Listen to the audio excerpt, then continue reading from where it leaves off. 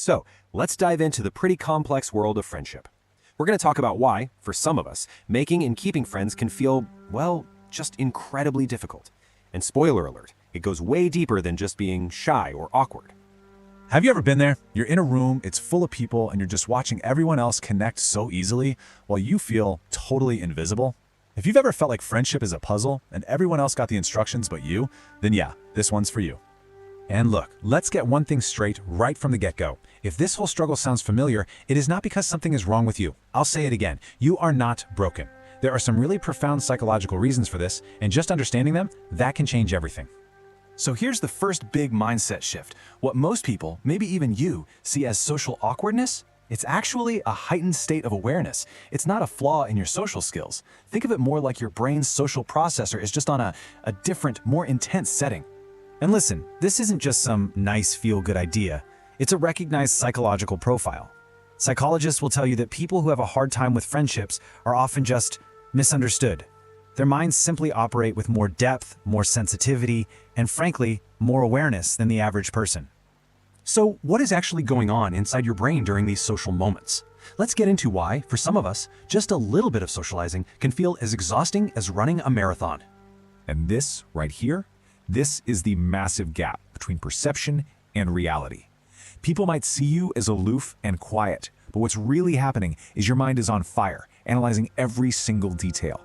They might think you're disinterested, when really you're just completely and utterly drained by superficial small talk. And the big one, you get labeled antisocial, when the truth is you're just hyper-aware of inauthenticity, and that is exhausting. You can think of your mind as having this highly advanced social filter. It's not looking for just any connection. It's craving real, genuine depth, and it gets totally overloaded by pointless chatter.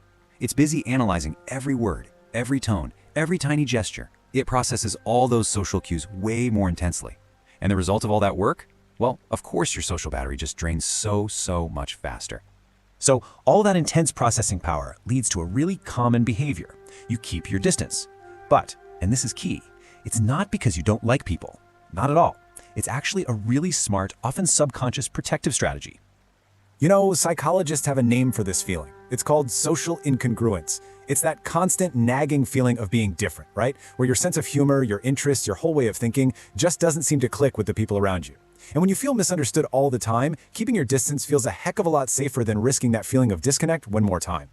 This whole protective strategy, it often unfolds like let's call it a caution protocol, especially if you've been hurt before. First, you observe from a distance. Then your internal scanner is on high alert, looking for any hint of insincerity. And only then you grant trust. Very slowly. This doesn't mean you're cold. It means you're careful. You've learned that not everybody has earned access to your inner world. And really, it all boils down to this, doesn't it? It's a choice between being authentic and pretending.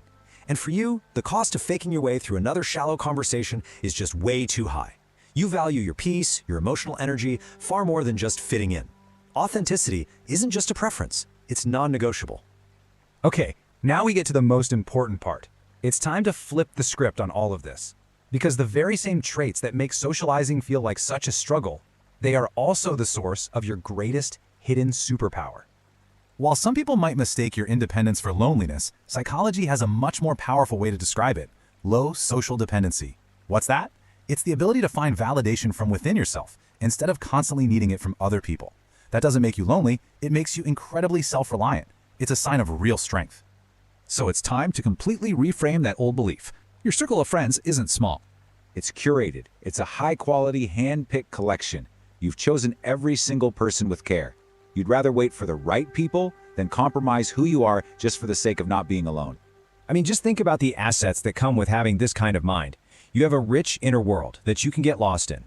You notice the tiny details that everyone else misses completely. You think deeply and you feel intensely. And maybe most important of all, you know how to fiercely protect your own peace and your emotional energy.